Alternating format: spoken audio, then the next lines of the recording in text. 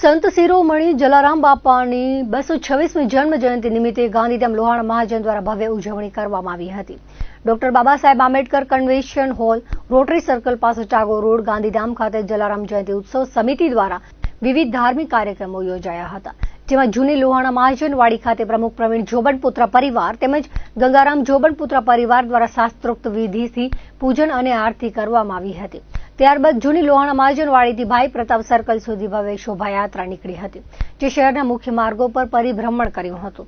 શોભાયાત્રામાં કળશધારી બાલિકાઓ તેમજ વેશભૂષામાં બાળકોએ આકર્ષણ જમાવ્યું હતું। ત્યારબાદ સંગીતમય મહાઆરતી તેમજ સમૂહ પ્રસાદનું આયોજન કરવામાં આવ્યું હતું। આ પ્રસંગે ગાંધીધામ, કીડાણા, પડાણા, ખારીડોહર, મીઠીરોહર, કંડલા, ગડપાદર વિસ્તારના ભાવિકો ઉપસ્થિત રહી દર્શનનો લાભ લીધો હતો। આયોજનને સફળ બનાવવા ગાંધીધામ લોહાણા મહાજન, ગાંધીધામ લોહાણા મહિલા મંડળ, ગાંધીધામ લોહાણા યુવક મંડળ, ગાંધીધામ લોહાણા સહિયર ગ્રુપ તેમજ કારોબારી સભ્યોએ જહેમત ઉઠાવી હતી। બીજી તરફ આદિપુર લોહાણા મહાજન દ્વારા ધામધૂમથી ઉજવણી કરવામાં આવી હતી, જેમાં યજમાન પરિવાર દ્વારા પૂજન અર્ચન સહિતના ધાર્મિક કાર્યક્રમો યોજાયા હતા। આદિપુર લોહાણા મહાજનવાડી ખાતેથી ભવ્ય શોભાયાત્રા નીકળી હતી, જે શહેરના મુખ્ય માર્ગો પર પસાર થઈને ભારે આકર્ષણનું કેન્દ્ર રહી હતી। ત્યારબાદ સાંજે આદિપુર લોહાણા મહાજનવાડી ખાતે સમૂહ પ્રસાદ યોજાયો હતો। આયોજનને સફળ બનાવવા આદિપુર લોહાણા મહાજન, આદિપુર લોહાણા યુવક મંડળ, આદિપુર લોહાણા મહિલા મંડળ સહિતના કાર્યકરોએ જહેમત ઉઠાવી હતી। ધાર્મિક પ્રસંગનો લાભ લેવા આસપાસના ભાવિકોએ બહોળી સંખ્યામાં ઉપસ્થિત રહ્યા હતા।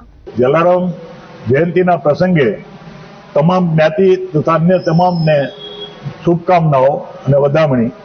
આજે 282મી જન્મ જયંતિ, 228મી જન્મ જયંતિ આપણે ઉજવી રહ્યા છીએ અને અમારા જલારામ બાપા જે સંત છે એમનો એકચ્યુઅલી અદૃશ્ય અને એકદમ જેને કહેવાય ને કે અન્ય દાખલો છે કે આજની તારીખમાં વીરપુર ખાતે જીવંત અન્નક્ષેત્ર ચાલે છે અને કોઈ પણ સ્થિતિ કોઈ પણ દાન સ્વીકારવામાં આવતું નથી।